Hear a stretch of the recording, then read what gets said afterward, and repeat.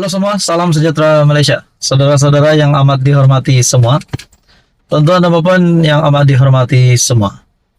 Sebelum ini kita mendengar berkaitan dengan kenyataan Datuk Seri Anwar Ibrahim yang mempelawa PAS untuk masuk kerajaan dan menyatakan juga keterbukaan Kerajaan Perpaduan kepimpinan Datuk Seri Anwar Ibrahim untuk menerima PAS masuk Kerajaan Perpaduan.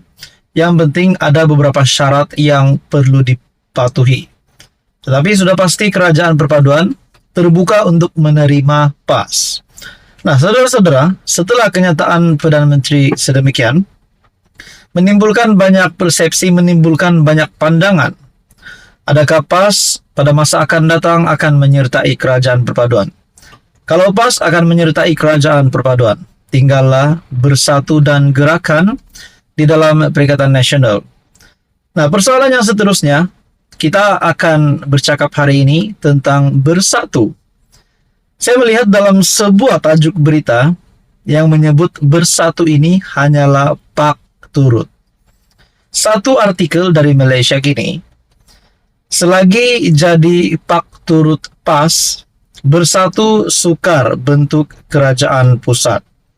Dan yang lebih mengerikan bersatu, kenyataan ini dikeluarkan oleh bekas ahli Majlis Pimpinan Tertinggi bersatu sendiri, yaitu Dr. Muhammad Faiz Naaman, yang menyifatkan bersatu hanya menjadi pak turut PAS dan sebagai pelengkap agenda politik Jumud Parti Islam itu. Nah, tuan-tuan dan puan, apa yang menjadi persoalan adalah kalau Kerajaan Perpaduan menyatakan kesediaan untuk menerima PAS masuk dalam kerajaan, adakah begitu juga keputusan yang sama Kerajaan Perpaduan akan lakukan terhadap Parti Bersatu? Bagaimana pula kalau Bersatu yang menyertai Kerajaan Perpaduan? Tinggallah PAS dan gerakan di dalam Perikatan Nasional. Itu pun kalau PN tak bubar selepas Presiden Bersatu dan satu blok Bersatu menyertai Kerajaan Perpaduan. Nah, semua ini kita boleh jadikan sebagai spekulasi sahaja. Nah, di dalam artikel ini, bekas ahli Majlis Pimpinan Tertinggi Bersatu, Dr. Muhammad Faiz Naaman, dia berkata demikian ketika mengulas coretan seorang ahli Bersatu yang mencadangkan agar kepimpinan parti itu dirombak. Katanya, sekiranya Bersatu menjadi semakin ekstrim di bawah Perikatan Nasional, adalah sukar untuk parti itu membentuk kerajaan pusat, memandangkan perkara itu hanya dapat dicapai melalui kerjasama dengan kaum-kaum lain. Sebab itu, Parti Bersatu kini sekadar jadi pak turut dan pelengkap kepada agenda politik Jumud main sentimen 2R dari pihak PAS dan serpihan gerakan tanah air saja. Kita kalau menjadi makin ekstrim, sukar untuk bentuk kerajaan pusat kerana ia memerlukan kerjasama semua kaum termasuk blok Borneo yang ramai pribumi bukan Islam serta Muslim yang moderat.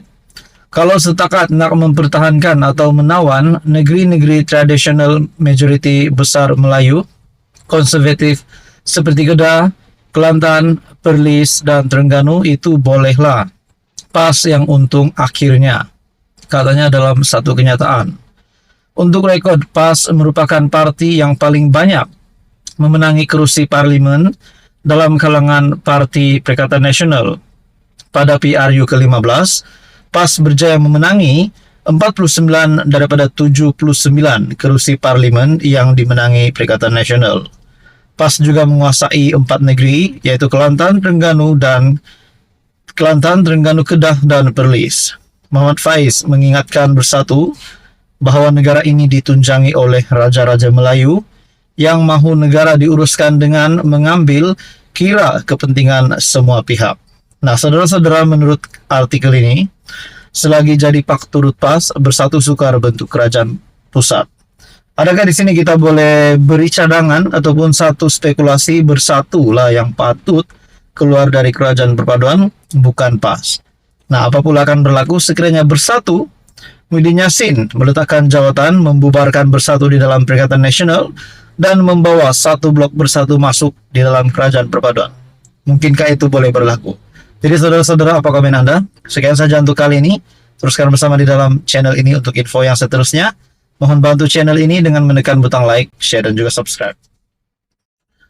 Hai, hello, salam sejahtera Malaysia. Saudara-saudara yang amat dihormati semua, tuan-tuan dan puan.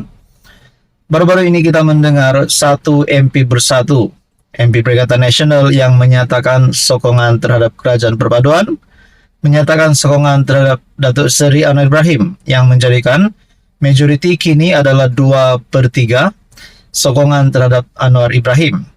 Nah, persoalan yang timbul selepas itu, apa yang berlaku kepada ahli parlimen tersebut, yaitu Iskandar Zulkarnain, ahli parlimen Kuala Kangsar. Nah, saudara-saudara, setelah perkara ini berlaku, Hamzah Zainuddin dalam satu kenyataan berkata, Iskandar Zulkarnain diugut oleh SPRM untuk menyokong Datuk Seri Anwar Ibrahim. Kononnya ada satu surat yang perlu ditandatangani oleh MP Kuala Kangsar tersebut supaya beliau menyokong kerajaan. Kalau tidak, beliau akan dikenakan saya tak pasti, tapi yang penting beliau diugut menurut Hamzah Zainuddin. Tapi saudara-saudara, akhirnya dalam satu ulasan yang perlu didengari oleh ramai orang, terutamanya kepada penyokong Perikatan Nasional, menurut Shahabuddin Hussein ataupun shahabuddin.com dalam satu artikel, MP Kuala Kangsar konon diugut. Kenapa Hamzah tak buat laporan polis? Dalam ulasan dari Shahabuddin Hussein, Ketua Pembangkang Hamzah Zainuddin mendakwa ahli parlimen Kuala Kangsar, Iskandar Zulkarnain Abdul Khalid, telah diugut untuk memberi sokongan kepada Anwar Ibrahim. Katanya Iskandar Zulkarnain telah diugut sama ada memberi sokongan kepada Anwar atau menghadapi pertuduhan di mahkamah.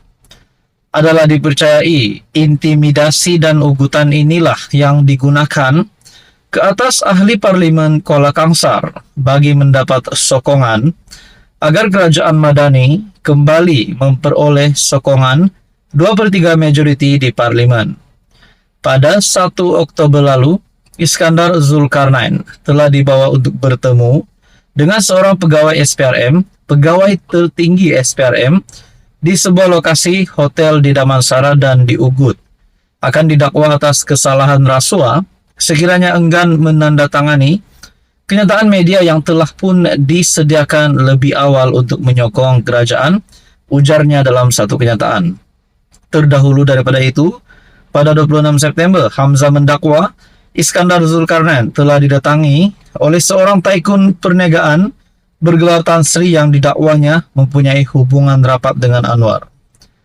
Menurut Hamzah, Iskandar Zulkarnain dilihat dalam keadaan tertekan akibat intimidasi yang dikenakan terhadapnya ketika bertemu pengurusi Perikatan Nasional Mahyadin. PN pada masa yang sama kesal di atas kenyataan media yang dibuat secara terburu-buru oleh Iskandar Zulkarnain dan menggunakan hujah peruntukan pembangunan sebagai alasan. Dan ini amat berbeda dengan penjelasan yang diberikan kepada beberapa pemimpin parti sebelumnya, kata Hamzah.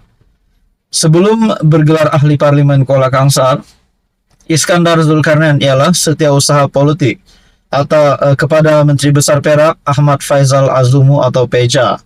Difahamkan kes yang coba dikaitkan untuk menekan Iskandar Zulkarnain adalah berkaitan beberapa urusan semasa beliau memegang jawatan tersebut. Melihat kepada segala dakwaan yang dibuat Hamzah, serta senarai nama beberapa individu yang didakwanya telah melakukan ugutan terhadap Iskandar Zulkarnain, kononnya mereka itu dipergunakan oleh Perdana Menteri. Persoalan utamanya di sini, sudahkah beliau membuat laporan polis sebelum mengeluarkan kenyataan media itu? Tidakkah sepatutnya PN membuat laporan polis terlebih dahulu sebelum membuat segala dakwaan tersebut?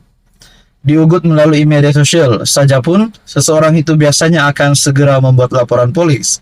Takkan ugutan sebegini Hamzah sekadar buat kenyataan media saja?